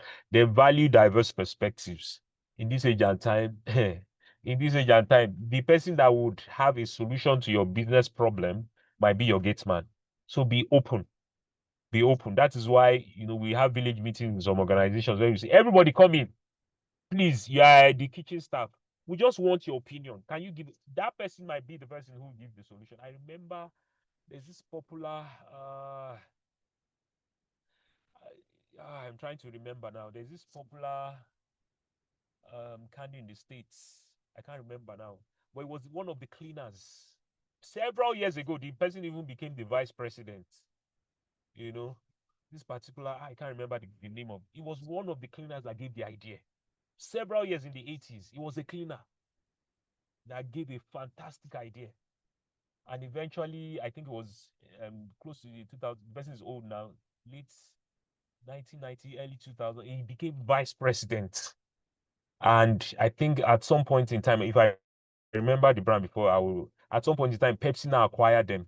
But under Pepsi, he was still vice president. But he was a cleaner. He started as a cleaner in that organization. So sometimes the person, be open to different perspectives. Don't think, oh, we are the ones who went to school. We are the ones who know it. Be open. As a leader, you are always open. As a leader, I'm the head of my house, but I listen to my children. My little children who are 8, 9. I listen to them. I don't say, oh, what do they have to say? I listen as if, because they are stakeholders in my house. Okay. Stay flexible when plans change. That is also one element of leadership. Things will change. Things will affect your policies. Different things will affect whatever it is you are putting. What then do you do? Do you just chicken out? Or do you say, I'm not doing anymore? Do you have a plan B? Back in the day, they would tell us, have a plan B. I tell you, in this age and time, have plan C, D, E, F, G, H. You are in that time right now. You need to have several options so that they don't box you to a corner. And they say, because what you think is plan B, yeah? You might think, oh, I have a plan B. I have something to mitigate this. Risk management. That plan B, as you give it, they will say, but this is your plan B. This and this and this. You know, say, yeah, and I did not even think of that too. So you need to have, diverse plans because things can change. Your plans can change. So what then do you do? Then struggled with starting out 3 critical things: time, stress, and boundaries. Leaders must be able to these things are critical to any leader, whatever role it is that you occupy. Time.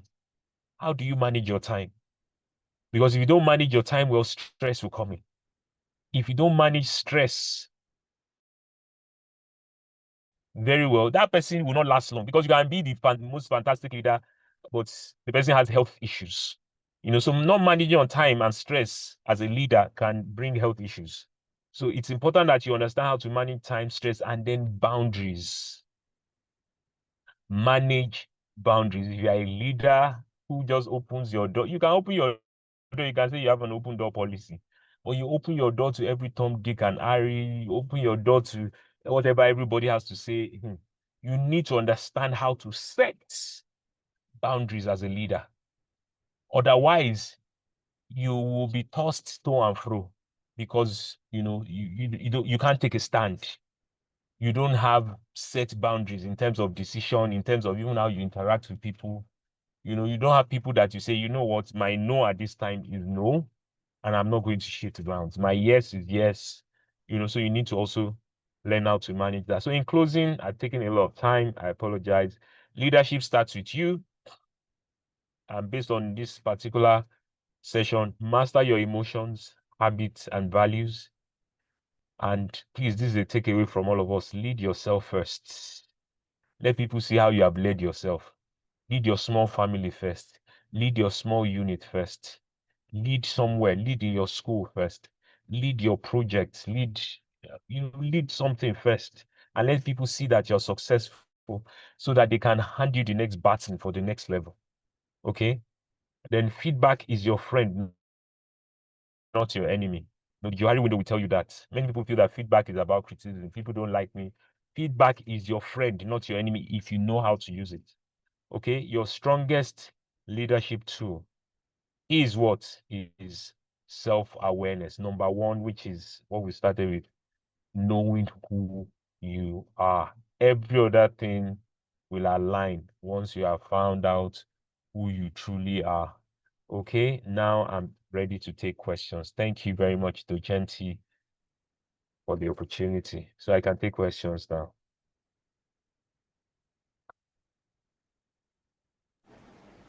Thank you so much, sir, for this wonderful session, Mr. Shola. It's indeed an insightful session, and we're really grateful to have you on board. I must confess something very true, that this particular conversation is really deep, and I learned a lot from it. So I hope also that all of our participants have also learned a lot from it. And also, I would like to employ all of us to to go back and then we listen to the recordings again, because truly everything is said is indeed the reality of life. Because you cannot be a good leader if you have not discovered all these things that he said today. Thank you so much, sir, once again, for this wonderful and insightful session. Thank you. All right. So before we take in questions, I would like to call all your attentions. Please go into the chat box and then take attendance. It's very important. So it's very important that we have the data of how many of us participating in the conference, and which is very important. And also, I would like to highlight some key factors that he also stressed, very important. The five basic components of leadership that he stressed out, which I also want us all to put to heart: the self-awareness, the motivation aspect, the empathy, and then social skills as well. So please do it well to yourself to have more time to that. So please, we would like to take questions. If you have any questions, you unmute yourself and then ask us. We can just take two people, if as much as possible, because we've exhausted our time. Please, two people. If you have any questions, you can unmute and then speak out. Any question, please?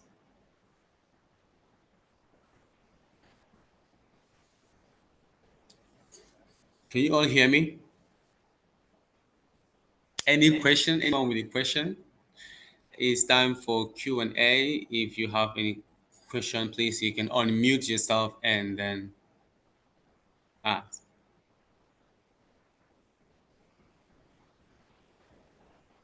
Yeah, hello, sir. Good evening. Yes, so good evening. Please go ahead. Yeah, hello, good evening. I'm sorry, can you hear me? Yes, we can hear Abdul you Malik, clearly. yes, I can hear you. Okay, good evening, sir. Thank you very much for this wonderful session. Like, I really learned a lot.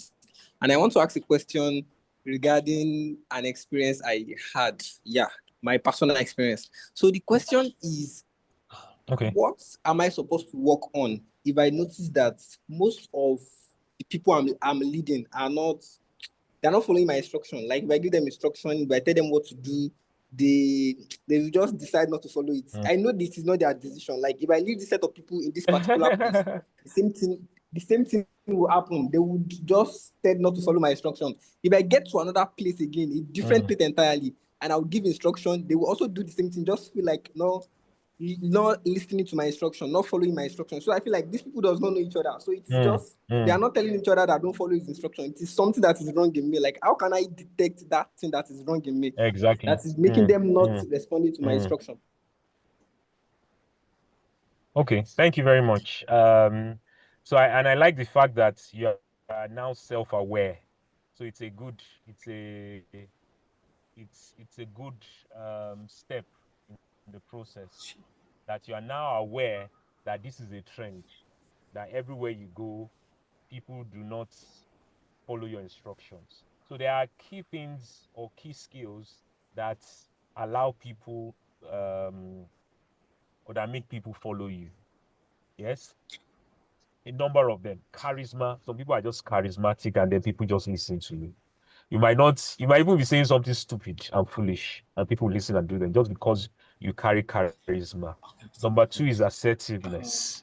The way you say things, people feel that you have knowledge of it. You talk with authority.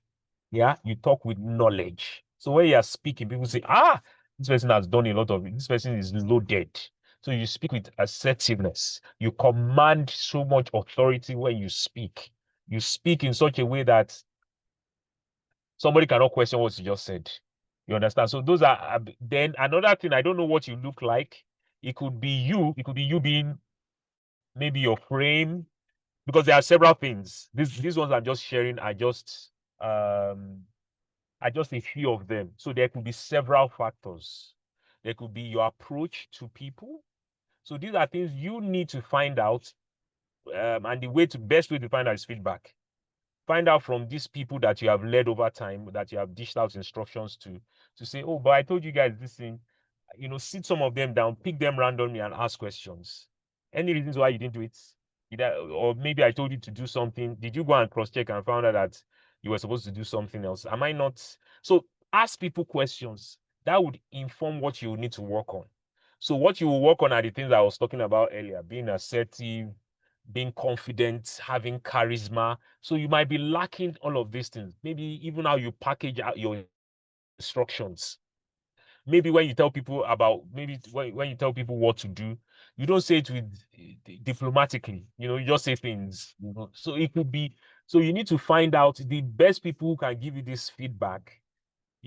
Are the people that you have led in times past that failed to listen to you.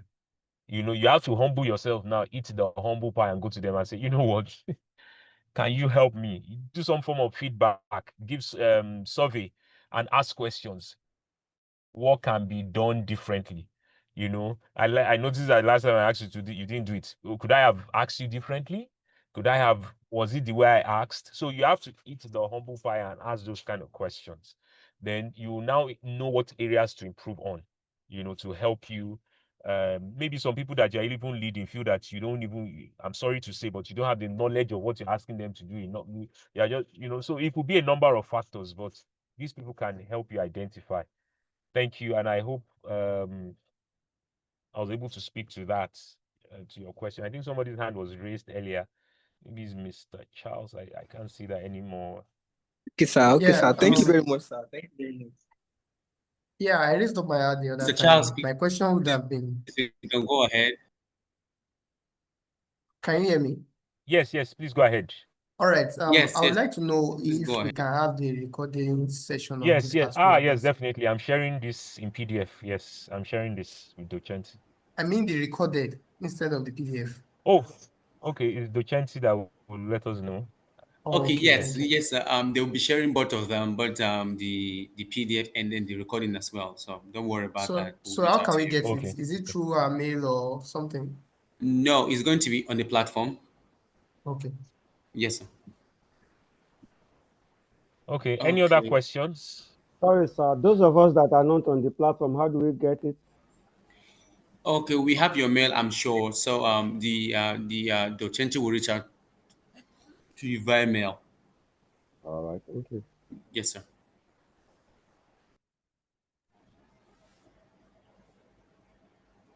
Okay, I think we Okay. have. Any other questions?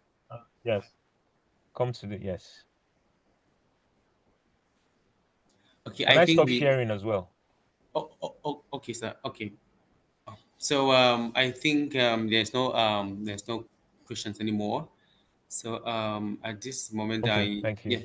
Okay, thank you so much, sir, for having you on board. It's really been wonderful times with you, and so we would like you to give us your final words of encouragement and please. Okay. Thank you very much. What I Yes, would sir. say in closing is that there is a saying, and I've heard this, and I don't know what everyone here, what your perspective is. There is a saying that not all people are born leaders, or maybe that's not how they say, but some have told you that, or people do say that some people are some people are supposed to be followers, some people are supposed to be leaders, and some people, sometimes you just feel, oh, I was not born to lead. So what I would say in closing is this: every single person, every human being was designed to lead. Yes. Every single human being was designed to lead. Now, what differentiates us is the capacity of leadership that we have, the number of people we want to lead. Some people, they are born to lead nations. Some people, they are born to lead companies, organizations. Some people are born to lead their classrooms. Some people are born to lead their families. But whichever way it is, leadership is what cuts across to everybody. Yes. So at some point in time in your life, you are going to lead. So it is important that you find out those skills, those requirements that you need to be able to lead others. You might not even be leading more than one person. You might just be leading your brother. You might just be leading a sister on a particular assignment. That's why there is no way in this life that you will not get to a point, you haven't lived for a period. You would have to lead some people even lead for just 5 minutes. Maybe it's a small gathering. They'll say, "Oh, can you just lead us in the opening prayer?" You lead some. There's always something at some point in time you lead. Might not be for a long. So learn, be open to all these things that we have said. Self-awareness, being emotionally intelligent, understanding how others behave, why you behave the way you behave. What has formed the habits that you have. Those things are things that you need to sit down. Some people, it will take you weeks, some months, some years. It is after you have now mastered all of that you can come out. It's after you have mastered all of that you deserve to be in that position that you're sitting, or that position they want, that leadership position. So it's an assignment that we all have. Don't let it end here and say, "Oh, Dugenti they did a program." On your own, what are you going to do about this class? What are you going to do? Are you just going to ask for the recording? "Oh, when I have time, I play it." On your own, what are the leadership struggles you have now? Maybe you have a leader, you've already attained a leadership position. Are you just doing it anyhow? Are you aspiring for a leadership role? What are you going to do differently when you get there? How are others doing it now? Based on what you have heard now, how will you do it? So I'll just leave us with those words and encourage us that learning is a continuum. So don't think you are there. I learn at this stage. I've not even acquired any. So I don't even. So, but I understand that learning, I can say the class is learning from me today. As I drop this, I'm consulting here. Guess what? I am here in Ogun State and I am in a rubber plantation to do an HR consulting work. For the past 3 days, I've been learning many things about rubber, about the trees that bring rubber, about farming, something I never knew before now. So you can imagine, so learning is fun and it's continuum. So I will encourage us to continue to also learn. And I appreciate Docenti, Mr. Humphrey. Thank you for the opportunity. And I say all the best. Yes, to everyone. Thank you so much. Thank you so much, sir, for this wonderful session too. It's really powerful and really, really insightful. Thank you so much. Thank you for having me. And bye-bye, everybody. Bye. All right, before you go, Mr. Shola, Okay. just some minutes. I would like to welcome Mr. Matthias to just give us a brief about our program, just briefly before you go. Mr. Matthias, are you on the call? Yes, I'm with you.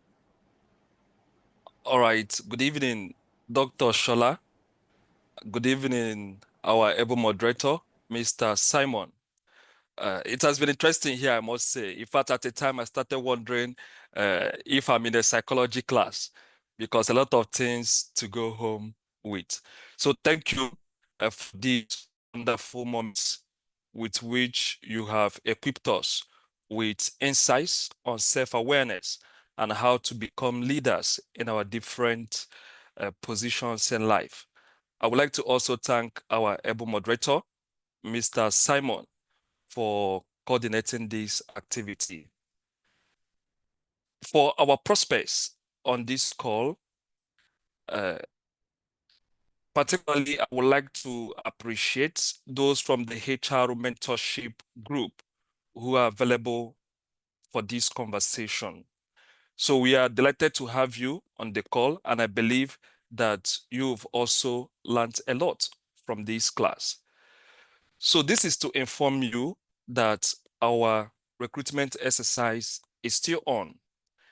For those who are interested in the MBA Strategic Human Resources Management, Data Science and Artificial Intelligence, our doctorate programs, the PhD and the Doctor of Business Administration, including our Diploma in Data Science, the Corporate Foundation Program.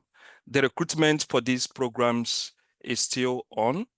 Interestingly, at this time, there is a window you can also take advantage of, which is the scholarship opportunity, where for those who are looking at leveraging this window, you can get up to a 30 to a 35% scholarship, closing latest on the 30th of this month. So reach out to your advisor to be able to secure this as soon as possible. In Docenti, we are in the business of transforming minds that will become global business leaders. So we are going to have this again by the end of this month, another conversation, which will also open your minds, open your eyes on certain elements that would also shape your career as a professional. So we are really glad to have all of you in this conversation, and we also appreciate our students who were able to make a time to join this conversation. Thank you all, and have a great evening. Can I ask a question, please? Hello, can I ask a Yes, question? yes, you All can right. go ahead. Please, what are the requirements to earn the scholarship? And is it fully funded or partial? Okay, for the scholarship, it is not fully funded. We need your credentials, which I believe your advisor would give you information on. So by way of random knowledge, your degree certificate, a copy of your CV, your valid means of ID, your motivation letter, very important, and your passport photo. So if you have all these, you can work with your advisor so that he or she would take you through the process for the scholarship. Thanks.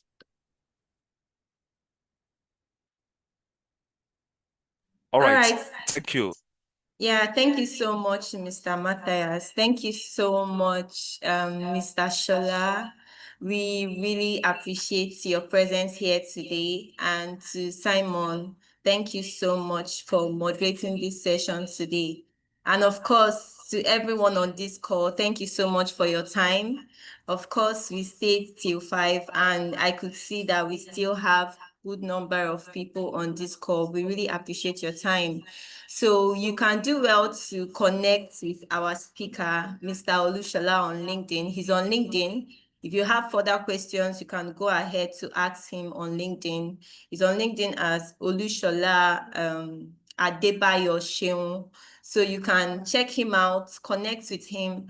Our moderator also is as well on LinkedIn as well as Simon Dachen. So please, let's connect with them. Also, we can connect with each other on LinkedIn as well to help us relate with each other better. And briefly, we have dropped the attendance on the chat box. Just few people have filled the attendance. I could see a lot of comments on, can we get the recording? Can we get the slide? So just try to fill the attendance, because only those that fill the attendance are the ones that we are sending the slides and the recording to. I believe Mr. Olushola will be sharing the slides with us, and it would be nice to send the slides to you and the recording. So do well to fill the recording. It will help us to get across to you easily. And also, on behalf of the executive principal of Docenti Global Business School, I would just like to formally thank everyone on this call for joining us. And of course, we'll see you on the next one that will be happening very soon. Thank you so much. Oh, Mr. Huntsman is asking, where is Docenti? Docenti is in Lagos State, Nigeria. We are located at number 24 Igbasan Street, Okpebi, Lagos, Nigeria. So you can also come around. You can also search on the website as well. You get to gain more information about us. The attendance is actually opening because people has filled, so you could actually refresh your page or just copy it and put it on a new page, and you get to fill the attendance. Thank you so much for listening, and I'll just say bye from here. Oh, okay. Before we log out, we want to take a group picture. So please, if you are, if your camera is muted or if your camera is off, just put on your camera. We are going to be taking a group picture now. Thank you so much.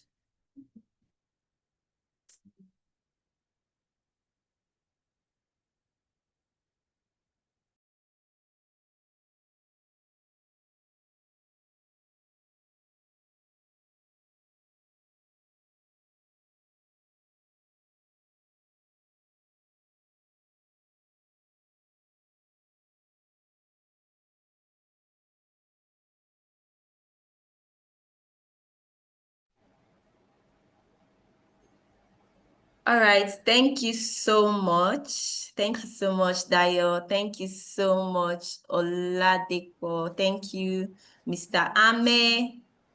A good shout out to Mr. Ame. I think he has really maintained a professional background. His camera has been on. I think we've been watching him from our end. Thank you so much, sir. We really appreciate. My pleasure. Thank you, Mr. Ahmed. Thank you so much, every other person on the call. God bless you all. All right. Please fill the attendance survey.